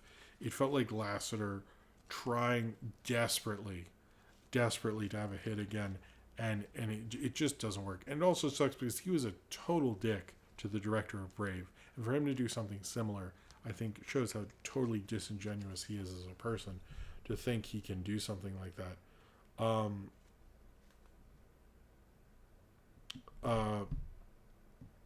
But anyway, I think, sorry, Carver, it's okay. I apologize. I should have just said that on Discord. That's my bad. No, you're good. You're good. Sorry, I should have said something not on this. I just didn't. I have no interest in seeing the Spellbound movie. He's making these like same with Luck. It's like these extreme kind of fantasy films. And what's funny is like in Pixar, they always felt like so honed in and stuff. And it very much shows me like Andrew Stanton and Pete Docter and Brad Bird, the actual kind of like Pixar brain trust were the people that were really the geniuses behind this and not fucking Lasseter. I think I don't know, it just felt so generic and stuff like that. I guess I don't know, I don't want to watch it. I don't know why they gave him the position he had, and it's funny because had he not gone down for the sexual assault stuff, he was planning on retiring, and I think he should have just done that. Like, this is just, if he can get that Brad Bird 2D thing that he's been promising, sure, But if he's gonna just make crap like this, it just feels like generic. Like, well, it feels so generic. Like, there was this show my daughter watched, like, called Rainbow Riders or something, and which is not very well done and not plotted very well at all. And it just feels like that. Like, it just feels like that with, like, better animation. Like, it just feels like subpar stuff. And, like, there's some subpar stuff that, like, can exude that, but not this at all. The other trailers, we got Strum, or Straume. I'll probably tweet that later. It's about a cat on kind of an adventure kind of thing, and the cat, there seems no dialogue. It looks really cool. I'm excited to see that. I hope it comes out in the fall. It's kind of a different animated thing. We also got the trailer for the 4:30 movie, which is a new Kevin Smith film about kids kind of going to a movie and having a date and kind of sneaking into movies and going to the 4:30 movie. It's also the reason it's 4:30 because that was usually like the last matinee show time back when more theaters did matinees, which now they really don't do. This looks more promising, but it sort of looks like Kevin Smith back on his bullshit. So I'm not fully sold, but I will say this has a lot more promise than the previous, his previous things presently. So I'm cautiously optimistic.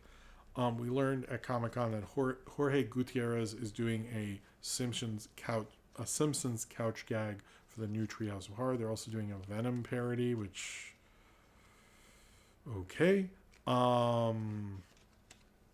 Ramsey Oris, thank you for being here. It's cool. Have a good night. It's I'm excited for the Jorge Gutierrez couch gag. I think that's going to be awesome. I'm less excited for the Treehouse of Horror that's connected to it. We also learned that Crapopolis is getting a season 3 and 4, and I'm going to be honest, like, I've never watched the show, and I was tweeting, like, I don't know anyone who's talked about it. Like, it is like Dan Harmon having a show on Fox. If that had been announced in the, like, 10 years ago, there'd be, like, so many recaps, and people would be freaking out, and people were like, oh my god, this new Dan Harmon show, all this stuff. And now it's like Rick and Morty took all the buzz off that guy, because, like, I don't know anyone who watches it. I'm actually thinking when it comes back, I will actually review an episode. Like, I want to watch an episode and do a review of it, because it's just like, how is this show on Fox? It's like this huge thing, like, it's getting all this money, it's apparently doing decently well, they're picking it up and all these times, like, and it just has, like, no presence at all. Like, I don't know anyone who watches it. It is fucking remarkable to me. And almost everyone, like K-Master says, I've only seen one episode. It's like nobody's seen any of it. And it's like, it's the weirdest thing. Like, I've never heard of a network show that has this much emphasis from the network. I guess it's because Fox owns it, probably, and they don't own The Simpsons and Family Guy anymore. But I don't know. And the NFT thing, and it's just whatever. We did get a look at Skeleton Crew from Entertainment Weekly, the new Star Wars show directed by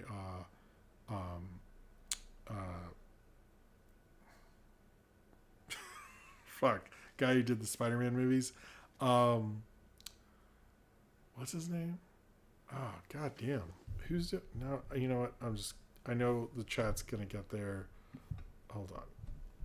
Skeleton Crew.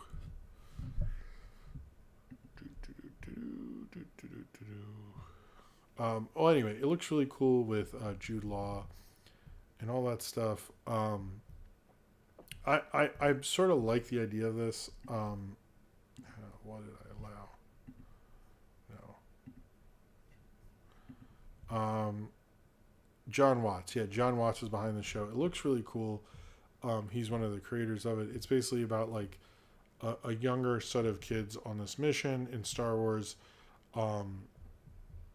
But with Jude Law and a bunch of young kids as they kind of explore this thing. I think it looks really cool, but at least for the little I haven't seen a trailer, but I'm sort of into what it's doing right now. Also, Nick Frost is going to voice a droid.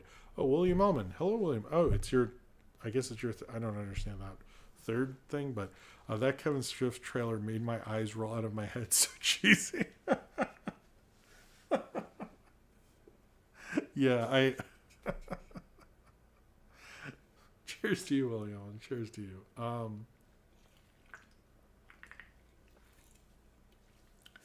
I mean, I think Kevin Smith is just naturally cheesy at this point. So, yeah, I'm not going to disagree with that. And thank you for your generosity. Yeah, so John Watts created a Star Wars show. I know he's also doing that Brad Pitt, George Clooney movie, but he has a Star Wars show that he's very much believed in, and it looks like kind of classic, fun Star Wars. I'm actually excited for that one. I'm interested in. I'm curious. I'm waiting to see a trailer. Right now I'm like, concept sounds cool. These pictures sound cool. That's where I'm at. So when a trailer comes out, we'll see if I maintain my enthusiasm. And before we get into obits, this is one thing that's kind of gone under the cracks, is James Wan, from Malignant and from Malignant and other stuff, is set to direct a remake of The Creature from the Black Lagoon. Now, first you're like, okay, I mean, that's a thing people want to do. To be honest with you, here's the thing. Creature from the Black Lagoon, I've long wanted to do a thing about this because so many people have tried. Here's the list from this article. Here are the people who've tried since the 80s to remake Creatures from the Black Lagoon. Before I do that, Black Seahawks, hello, said, been a weird sleep schedule, but I saw Deadpool 3. Cheers to you. Cheers to you, Black Seahawks, and thank you for the super chat. But no, because they literally, there is no remake of Creature from the Black Lagoon. Like, it hasn't happened. Think of how many Draculas we've gotten since the Universal Monsters. Think about all that. James Wan did do Aquaman. I should have brought that up. But here are all the people who've tried to do. Here's just who's listed. John Landis, John Carpenter, who I know worked on it for a while, Ivan Reitman, Guillermo del Toro. He sort of ended up doing it with the movie he did. Breck Erison and Carl Eric Reich. I also should say I know Gary Ross was involved as well. I'm going to be honest with you. I don't think this will happen because it never happens. Scarlett Johansson was involved in one. This, like, there's more than is even on this list. This is one of those things that, like, never happens. It is. I'm not even joking. Like, you think like, oh, that would be an easy thing to remake. Sure, but no one ever succeeds because of Universal. The fact that Del Toro did it and then made a different movie and won an Oscar for it should say everything. It is mind-boggling to me that nobody, Shape of Water, sorry, that nobody has remade. Like, everybody knows Creature of the Black Lagoon, but if you think of the Universal monsters, there's been Frankensteins, there's been Wolfmans, there's been Draculas. I guess the closest is he was in Monster Squad. But it's like, it is interesting sometimes where you think everything's been remade and then you find something. Oh, hey, Will, how's it going? I talked about the trailer you sent me earlier today. I'm going to retweet it later. When you hear about something that just, like, hasn't, and, like, Creature in the Black Lagoon is that. I think there's, like, 3 movies made, one of which was on Mystery Science Theater. I think I've ended up reviewing 2 of those movies because I did Creature of the Black Lagoon and I did the Mystery Science Theater one, which I think is the 3rd one. Clint Eastwood is in it. I know that. But anyway, is he the biggest? Well, he has a cameo. I guess he's the biggest person to be in a Mystery Science Theater movie.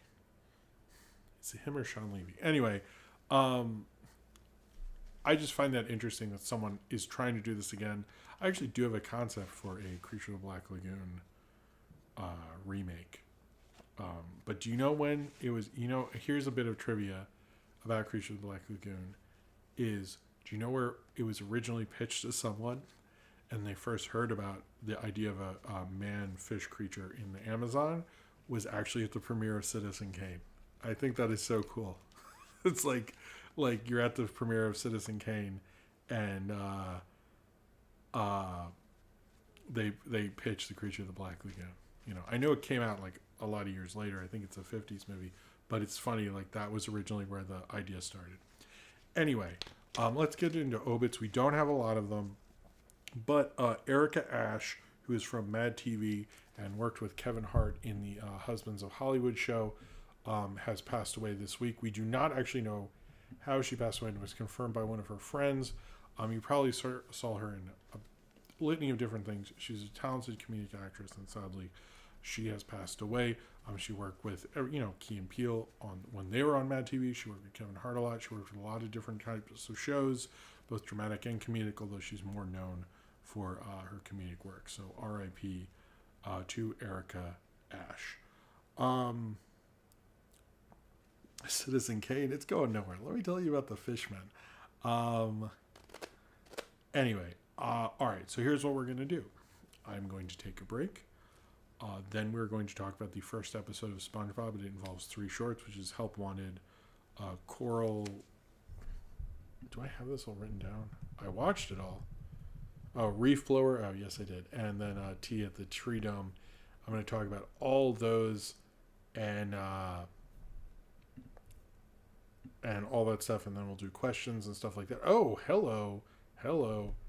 Okay, hello, Will, with the super chat. He said, we already have a superior creature of the Black Lagoon anyway. Lake Michigan Monster. Hilarious, independent, nautical nonsense made by the guy that just did Hundreds of Beavers recently. You know what? I should probably see that because I really do like... I really did like Hundreds of Beavers, and I've actually watched clips of it anytime it's on trailer. I'm like, man, that was a miracle that happened. It feels that way, especially this week. Anyway, choose you, Will. Thank you very much, and thank you for sending me that trailer of the name I can't pronounce at all, but I'm going to retweet it. You guys should check it out. I think it's cool. But anyway, I guess it's a superior one. I'd have to see it, but I'm going to take your word for it. I should probably check it out. Cheers to you, Will. Thank you very much for the super chat. It's very generous of you.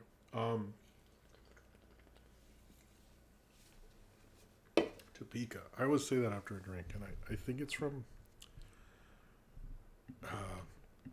Almost Famous, but I don't even know. Anyway, I'm going to take a break.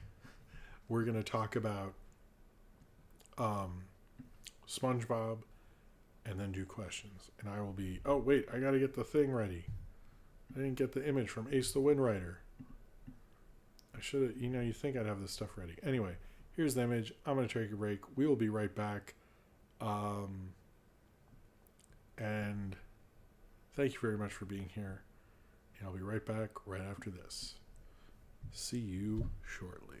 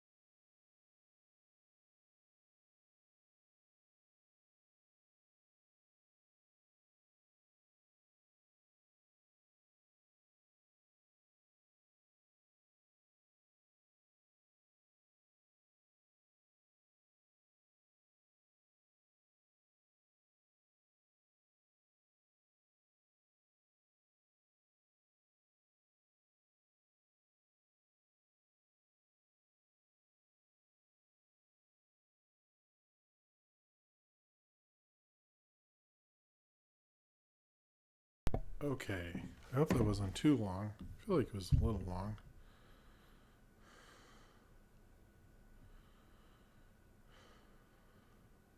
It's called. Oh, it's called flow in English. Okay, sorry about that, Will. Thank you for correcting me, though. I'm excited. That looked really cool. So I know you've been trying to get me to watch Away for a very long time, and I need to do that. But it takes me forever to do anything. It definitely feels that way. All right. Let me get situated.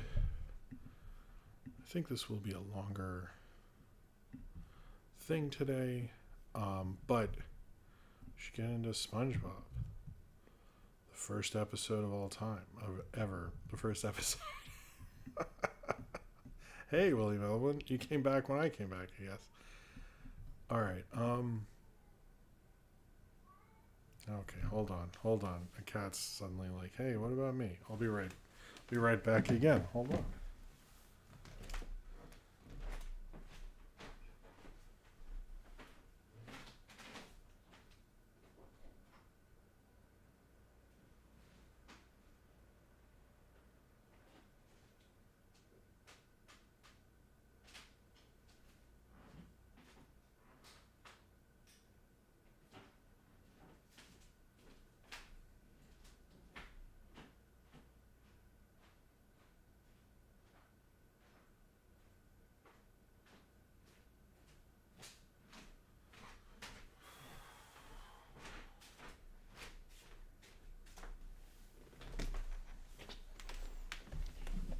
Okay. All right. Hello, Green Wing Sparrow. Okay, sorry about that. Okay, let's just talk about. Let me drink some water, and we'll talk about Mr. SpongeBob's first episode, which did premiere after the 1999. Which did premiere after the 1999 Nickelodeon Kids' Choice Awards.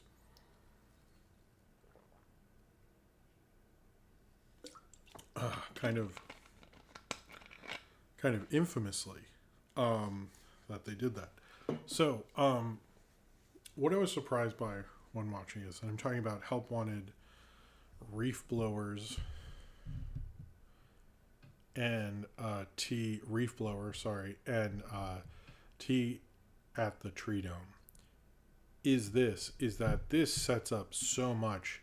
It's pretty much like an origin episode.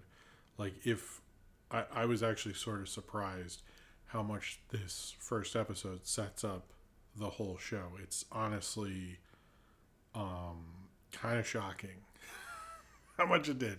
Help wanted, I think, the most because it helps up SpongeBob getting a job at the Krusty Krab. But I think the first thing that's interesting, this is the very first thing that surprised me, is the narrator is like, where would a sponge live? In a pineapple, of course. Like, I didn't know that. Now you're probably like, well, it was in the theme song. But no, here's the thing: is like, the crazy thing about this is there was a time when nobody knew that. Like, that wasn't something you knew. And the show is like, yeah, you don't know this because it's the first episode. I was like, that is weird. Like, everyone knows SpongeBob lives in a pineapple under the sea. But, like, when this premiered, if you missed the theme song or something, you didn't know. This is your first encounter. And the show's like, yeah, you don't know. I was like, whoa, that's weird. I'm sort of doing this because of the Netflix movie. I'm also doing it because it's 25 years, and there's been a lot of 25-year ads of SpongeBob around. I'm actually going to do a short with a remix of the theme song. Maybe tomorrow comes out, of taking pictures of the various things I've seen. So it's sort of like a both thing. But this is very much into the origin story of SpongeBob, where he sees the Krusty Krab, he sees there's a help wanted sign. Squidward, who lives next door to him, does not want him to do this, and they sort of like ask him to get this crazy spatula. He leaves, and then a ton of anchovies in tour buses descend onto the Krusty Krab. Which, you ever worked at a restaurant where a group decides, we're all going to eat at this restaurant right now, and you have to deal with it, which is like financially for your business and tips and stuff that can work out. But oh my God, Thank you, Mandela Bar, for being here. Um, it's so intense during that time. It's like by the time it's over, just like it's like you have to be really in it. And like as much as like the show is being silly and stuff, if you ever worked at a restaurant and a large group just shows up and you have to get all their orders and do everything right and do it efficiently and all that stuff, it feels like this cartoon. Like my God, whoa, that it's like too real. Um, but one thing I think this cartoon does very well, and it establishes, is you have SpongeBob. They're sort of disregarding him, and then he comes back with this crazy spatula, and makes a ton of a ton of the burgers, and uh, and does it really efficiently and saves the day. And it's like you explain that how SpongeBob would work at the Krusty Krab, why they like that he works there, why he's the fry cook. It's all explained, and it's like you never have to question it again. And it's crazy that we don't question it at this point, but they actually set up an episode where like if they ask Mr. Krabs like why do you hire this guy, you go, well, let me tell you about his first day, and like it plays in a very like relatable kind of simple way and is very efficient, very tight. I really actually liked how well they did it. I was kind of surprised as other parts of this episode how well they set things up. It was like I was kind of shocked. I was like, I don't think never see shows set everything up this well. This show also features the Tiny Tim song, lot living in the sunlight, loving in the moonlight. This was because it was sort of like a temp thing, but they wanted to keep it in. This became sort of contentious between Nickelodeon not wanting to pay the Tiny Tim estate, so it was not on certain DVDs early on, but it was on DVDs later, and is on streaming when I watched it. Tiny Tim died shortly before they started using it, so Tiny Tim did not. Certain people say he did, but according to anyone who worked on it, he did not get to hear his song in SpongeBob. But I have heard of people getting into him because of this. He kind of had more nostalgia at the time for like his wedding on. He was on Johnny Carson, and like people would play his songs and stuff. So he wasn't like entirely obscure, but he was sort of like this pop culture oddity. And I like that they just sort of use it naturally, and they don't like call them out. And SpongeBob is sort of strange; it sort of just fits into it naturally. But yes, if you have older DVDs in this episode, or just Help Wanted is not included, it's because Nickelodeon just didn't want to have to pay the estate of Tiny Tim, which is fucking bullshit if you ask me. But I think this is I thought it was a fun episode, and shocking how well it sets up the characters and what we'd see going forward. It's just like they very much knew what they were doing with this, and I was like kind of surprised how self-assured they were. The next one, which of the three, this is probably the least notable, which is Reef Blower. It has no dialogue, and it's just SpongeBob is trying to use this like kind of like leaf blower thing to get rid of like dirt and stuff in front of his house. But him and Squidward, there's no dialogue, anything like that. It honestly just felt like, SpongeBob would sometimes in the early days play with like, let's do things off camera and make a lot of noise, let's mess with the audience stuff, and this kind of feels like that.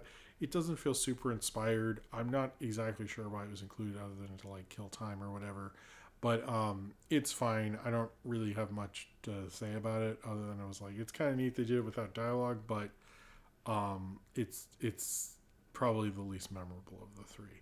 Now the next one in the last segment, which is Tea at the Tree Dome, is one I do remember a lot, actually. And it's actually maybe one of the first ones I saw. I remember there was this feeling at the time like Nickelodeon's finally doing real cartoons again, like Ren and Stimpy and stuff.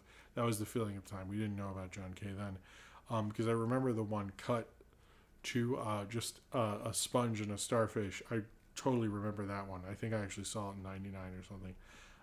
But it's basically that SpongeBob meets Sandy in the water. She invites him to her place, which is obviously like an air kind of container thing. He keeps getting dried out because he needs water and stuff like that. And that was very funny. I really do remember. I think it might have been the first thing I saw. I really did like this. But I do remember people saying like, oh, this is like a quality cartoon versus like that cat dog thing and all this other stuff. I was like, I mean, whatever. But I do really like it, and I like how it establishes Sandy. I mean, it's like all the main cast is established in this episode, like Patrick, Squidward, SpongeBob, and Sandy, and Mr. Krabs, which is pretty insane. I think, but yeah, I still remember the cut where they come in to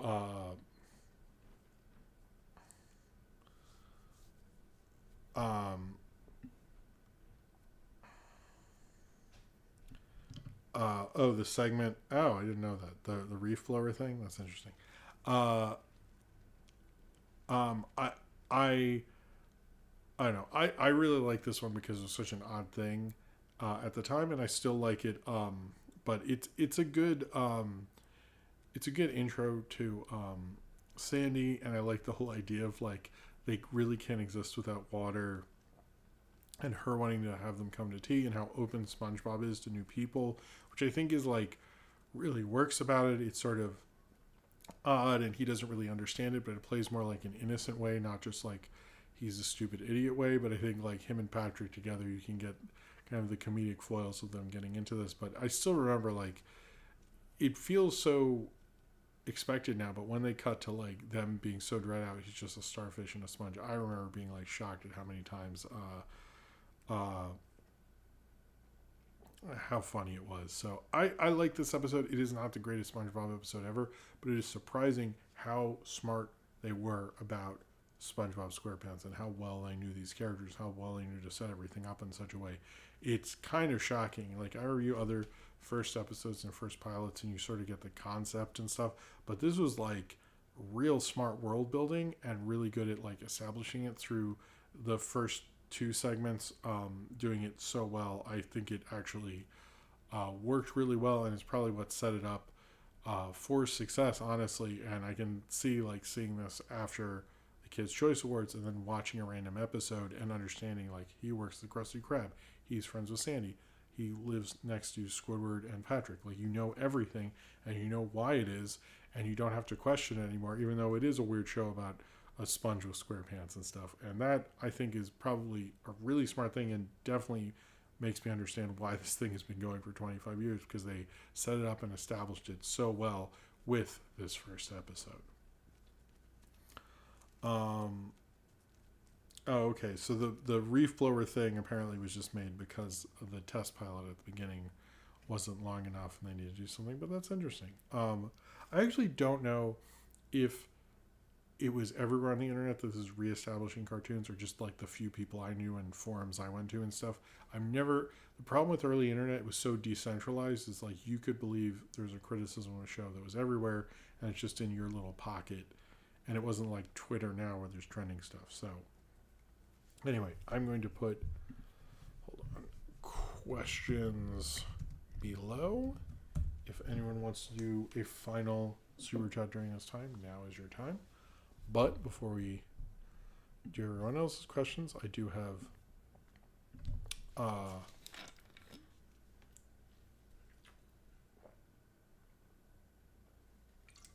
some Patreon questions.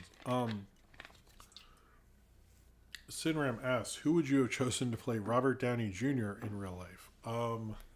Okay, I feel like his is countering the... So I'll do Nathaniel Focus first. He said, who would you have chosen to play Doom? I heard Ryan Gosling a lot, and I would say I think that was a good question. A good person. I probably would have gone with somebody who, maybe like Ian Somerhalder. I always liked him. Maybe kind of a good TV actor who's really solid. I actually wouldn't mind Ben Affleck or someone like that, but someone who'd be willing to do multiple things. Maybe not someone too famous, but I sort of like the Ian Somerhalder thing. I sort of like, I don't know, even, Dennis from It's Always Sunny. Maybe those are my two. Syndrome asks, who would you have chosen to play Robert Downey Jr. in real life? Lakeith Stanfield, probably. I'm going to say with that. Let's see. Okay, and Austin said, hey, Jim, what a great show. I got a question from you that I will see tomorrow. I'm in bed sleeping right now, as you read this question. Wow, it's really correct. My question is, what would it be like if Tommy Tooby hosted the Oscars? If Tommy Tooby hosted the Oscars, he would rip up every envelope and give every movie to an obscure movie he got the rights to for a week on Tubi. That's what it would be like. You're like, oh, whoa, whoa, whoa, whoa, let's Price Waterhouse, whatever the fuck. Let me see. Oh, shit. Slut Stabbers 4 wins again. Best art direction. That's what would happen. That's my prediction. All right. I know Medela Butterfly asked this. How will the MCU handle Latveria? I think you'd have to do it as sort of like a third world type thing. I'd be really curious, but I assume it'd be much like the place they were in Sokovia. It'd be like Sokovia. I imagine it'd be like Sokovia from Age of Ultron. Cornbread asks, oh no, you were asking, making sure Mandela Butterfly, sorry. Not a puzzle. Did you hear Weird Al's latest single? I actually haven't. I'm embarrassed about that, so I haven't. I'm sorry. We'll ask best SpongeBob episode. You, Jim, mine's still Chocolate with Nuts. Probably the film noir one where he like buries a guy and then he comes out and stuff. That one I always really liked. Or the one where him and Patrick are in a box and they're just making noises. That like inspired me so much when I was making cartoons. It's like, if SpongeBob did it, we can all do it. And I thought that was such a cool thing. Nathaniel Fogg has 2 questions. What was Montreal like? It was great. I made 2 videos about it. So watch one of those. You can see. Favorite Weird Al album? I'm just going to be basic and say Bad Hair Day. Because that was the one when I was 12 and I liked that the most. Question. Who should play Kevin James in the MCU? Colin Farrell with makeup, obviously. Cornbread. So like, remember how like past Avengers 1, Robert Downey Jr. was never actually in the suit and only did voiceover and filmed Tony scenes. So that Doom casting, he doesn't have to take off the mask. Yeah, I'm assuming he'll probably. I feel like maybe he'll do some motion capture or wear the suit, but we'll see. I mean, they're paying him if he should. Black Saxophone, favorite kind of donut? Boston cream. Boston cream's my favorite. Best song from Pinkerton, Nathaniel Foga. Maybe The Good Life. It's been a while since I've listened to Pinkerton. It's been a long time, like 20 some years. Black Saxophone, what would the Kevin James Tubi deal look like if we see Sanders Netflix deal as an example? I think Kevin James would just get a Dunkin' Donuts gift card and $100, and he could just make his skits on there. I miss his YouTube channel. I should go back. Black Star Chronicle, what would the Kevin James... Oh, no, you already answered that. Cornbread, was the clarification you asked in the Discord today actually because of the Liza Minnelli Twitter handle hadn't posted this week? If so, that's kind of silly. No, I just hadn't... I wasn't sure, and that's why I asked about the Obits thing. Sorry. Nathaniel Fogg, do you know anything about Beyblades? No, I don't. Not plausible. Since a new Gravity Falls book and Lo-Fi Tracks is coming out, have you ever bought a companion piece to show that you really like? Yes, I have I have 2 Simpsons episode guides from the 90s and the Mystery Science Theater Amazing Colossal episode guide. I don't have too much. I thought about the Gravity Falls book, and I guess my birthday's coming up, and I was actually out of Barnes & Noble, and I saw like a huge pile of them. And I don't know, it's been a while since I watched Gravity Falls. I want to watch it with my daughter and stuff. But I don't know if the thing is, like, those books, like, I have previously on X-Men, those are things like a review, and I'm huge fans of those, so I'm looking back on it a lot. And I don't know if I, like, would with Gravity Falls, but part of me is like, if I had it, would I? Probably. I don't know, maybe I'll ask for it for Christmas or something. We'll see. But I have gotten other ones. I do have a few of those. I probably have, I wish I had more art of books, but yeah, I mainly have the Mystery Science Theater and Simpsons things. Sophic Tursurf? I don't know what that is. If you can be guest starring on an adult anime show, what would it be? Smiling Friends. Or Venture Brothers, but probably Smiling Friends. Nathaniel Fogo, when do you think we will get the Sonic 3 trailer? I heard August. But it's a Paramount thing, so I would say whatever the big Paramount movie is, and I don't know if they have The Crow or. I think it should be Beetlejuice, but I also thought it probably should have been Despicable Me 4, to be honest with you. Despicable Me 4 would have been the better one, or Inside Out too. Thoughts on the upcoming Community movie? I hope it's good, but I don't know about that. I don't know. I'm a little nervous, especially since nobody cares about a Crapopolis or whatever. Cornbread. So, like, now for a third time in a row, Scarlet Witch, Quicksilver, and now Doctor Doom, that the MCU has casted a white actor for a Romanian character. What's up with that, do you think? I have heard some blowback on that. I thought Mads Mikkelsen would have been a better choice. I don't know why they keep doing that. I think one of the things I don't like about comic book movies is they sort of take out the kind of the comic books used to have like people from different countries and different accents and different places, and the movies don't do that as much, and that seems to be a problem because like I'll tell people about like X-Men or Avengers or something like that when I read the comics, and they watch movies and it's like nothing like that. It feels actually more conservative in the movie. So I think it's like doing that again, but I wish that there was a better justification, which there just isn't. It's just sort of a really stupid justification, which is just bullshit basically. But yeah, they probably should have tried a lot harder than they did. I don't know. I'm really hoping Robert Downey Jr. doesn't have an accent. That would really ruin everything. I really hope he doesn't. Oh boy, I'm already worried. As long as he doesn't have an English accent, which, yeesh. All right. I think that is it. I think this is a pretty good. Oh, hold on. Cornbread says, why didn't they get Stephen Colbert to play Reed Richards in the MCU? He did such a great job in Adventures Brothers. Joking. I mean, I'm not against it. I don't know. Pizza Topping says, where do you think they will take the new regular show project reboot spinoff thingy? I mean, I think you'd have to show how things change, and I was wondering if Mordecai would even be involved because I think he leaves at a certain point. So I am curious about how they'll do that, but I think you'd have to keep it in the park. It's just the people at the park would change. The park stays the same. It's just the people change like any job. So, all right, I think that is it. Thank you very much, everyone who did a super chat. Those would be, okay, what do you? Those would be, if you let me go up, that would be, nope, I don't want you to do that. Okay, those would be Nathaniel Foga, Austin, Sinram, William Ellman, Bloxiak Winkle, and Will. Thank you very much for the super chats during the show.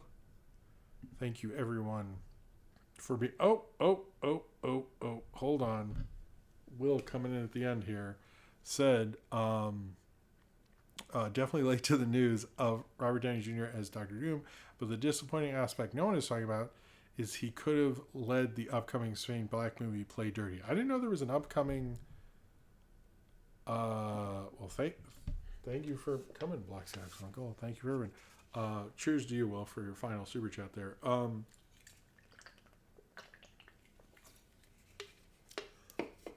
I didn't know there was a new one because it sounded like Shane Black after the whole Predators thing became persona non grata. But yeah, that does. I agree with you, and I think I brought this up before, but I'll say it now again. And thank you for your generosity again, Will. Is that I think he could have been leading other movies. He could be starring in other interesting stuff that he could bring box office appeal to. Like I know he was in consideration for Incoherent Vice for a little bit. But I just think he is not interested in that fully in film.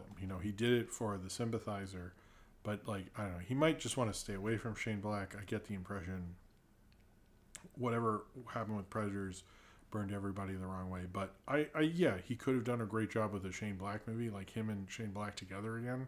I think would have been, amazing. It would have been great, but Lakeith Stanfield and Mark Wahlberg. I mean, that's good for Lakeith Stanfield because he's a great actor, and Mark Wahlberg could use to do something interesting again. So that I'm not really against that, but yeah, I agree. Robert Downey Jr. could have helped his bro out, and of course chose not to. He's just going to be Dr. Doom. So whatever. Anyway, all right, that is really it. I think we've gone long. What is our time at? We're at I don't know how long we've been doing. We're doing this for a little bit. I think it's 2 hours 4 minutes. All right, that's enough. I think that's enough. All right. Thank you very much for being here. Thank you for doing this stream. I hope everyone has a good night. Thank you everyone who gave a super chat. Thank you for being here. Thank you everyone who gave a like. All that stuff.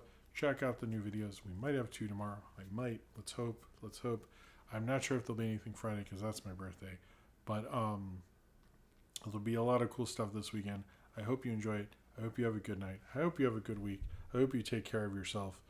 And no, I wouldn't turn down 10 million. Thank you very much for being here, and subscribe if you would like to. Have a good night, everybody.